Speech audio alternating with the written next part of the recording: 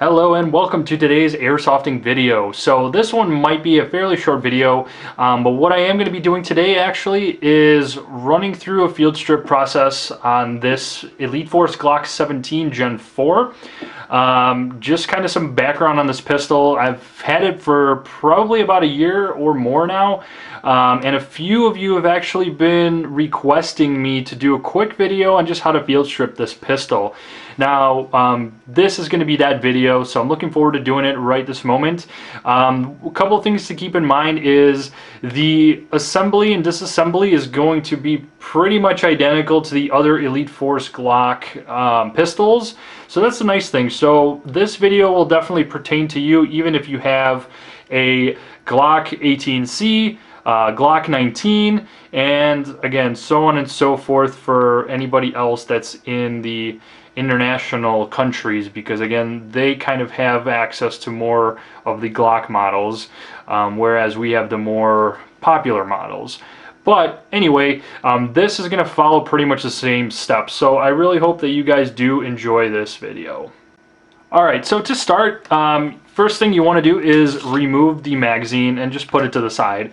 Again, in order to field strip, the mag needs to be out because we are going to rack the slide back to lock the hammer. So again, I went ahead and I racked the slide to lock the hammer back. So now what needs to happen is you're going to have these tabs, one on this side, one on the other. Now they need to be simultaneously pulled down in order to remove the slide. So usually what I like to do too is I like to push the slide back just a little bit, and then these tabs I push them down at the same time. So now you can see it started coming up at the end there, so now I could just take my finger and push it forward. So sometimes you may need a little bit more just because if you don't take it apart often, it's probably going to be pretty snug from the factory. But again, it's pretty straightforward. Now I have my lower frame, and then I have, of course, my slide itself. So if we're looking at the slide portion of the Glock pistol, again, this is what you're essentially going to be looking at when you're field stripping. So to continue the field strip, you're going to be taking this recoil spring out, which literally you take your finger here, push down, and push out just like that. So again, this field stripping process is extremely helpful, especially if you are trying to clean and maintain your pistol.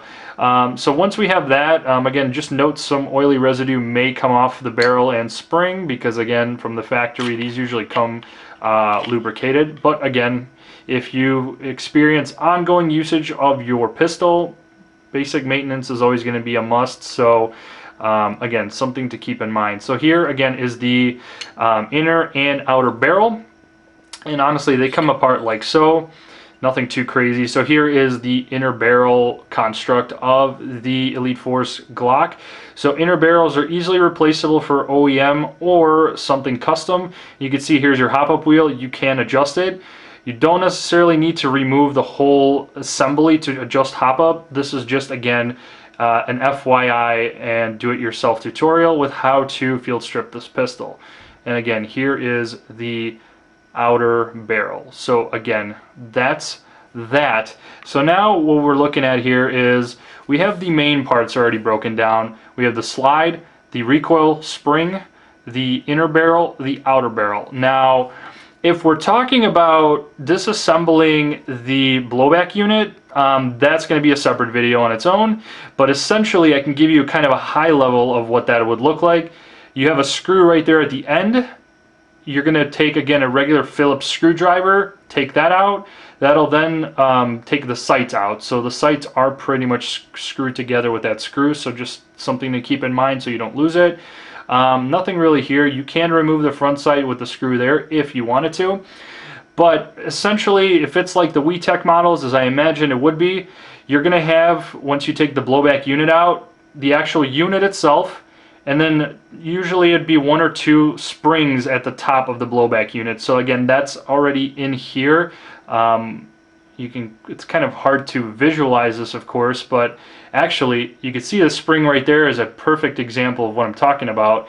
They sit right on top of that blowback unit, so you have to be extremely careful when you're removing it not to lose that tiny spring, because that is what actually retracts the blowback nozzle back and forth. So this movement essentially is caused by those springs to pretty much bring it back. So again, something to consider there if you are looking to either replace that blowback unit or looking to customize it to any extent.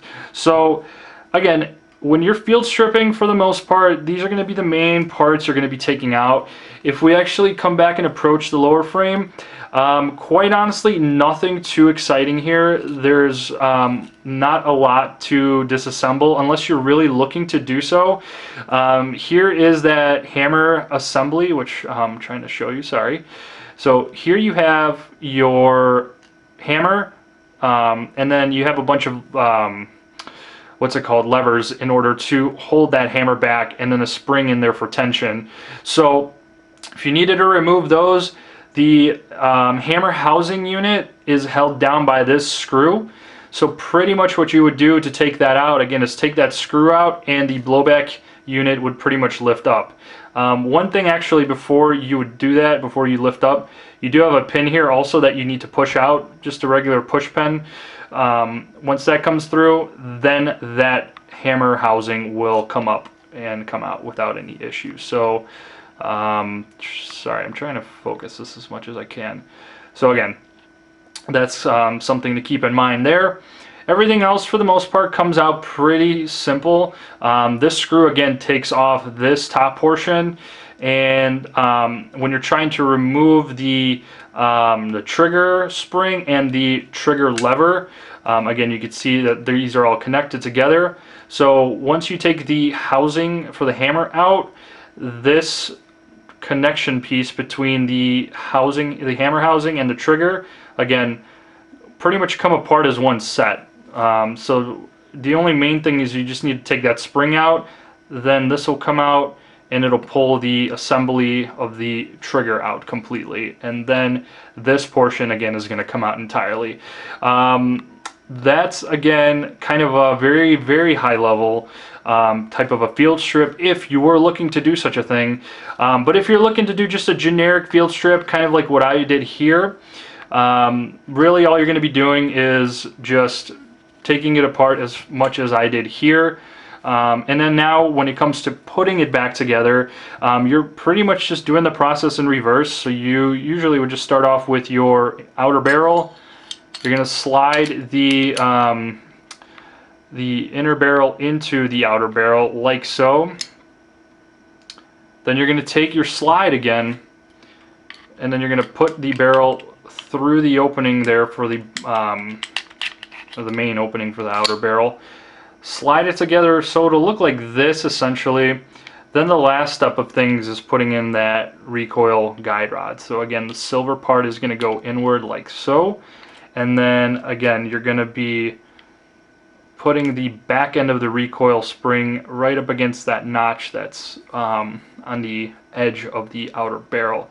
So now we have fully disassembled the slide. Now the next step, again, making sure you still have the hammer locked back.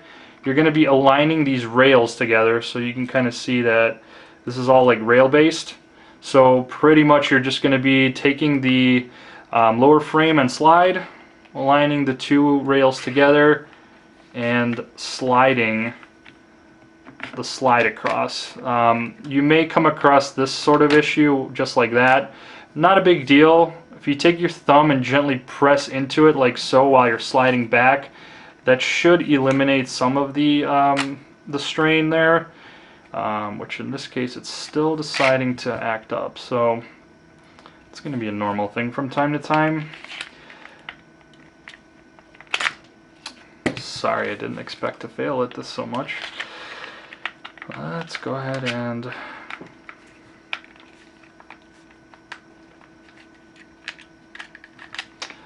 well, let me skip you the boring part of this. Okay, sorry about that. I guess it turns out I just wasn't sliding it back hard enough to just lock in. So I just literally put it on as I switched the camera off. But essentially now just do just a couple racks of the slide and make sure things are snug, which in this case it's looking good. And now again, you have your pistol ready to go, so you can then insert the magazine back. And again, you're back to where you were before. That about wraps it up really for this video. Again, I hope that this was something that maybe was an educational video for you. Maybe if you're not too familiar with field stripping pistols, hopefully you enjoyed this quick little walkthrough of how to do that. By all means, reach out if you have any questions on any of the other Glock models.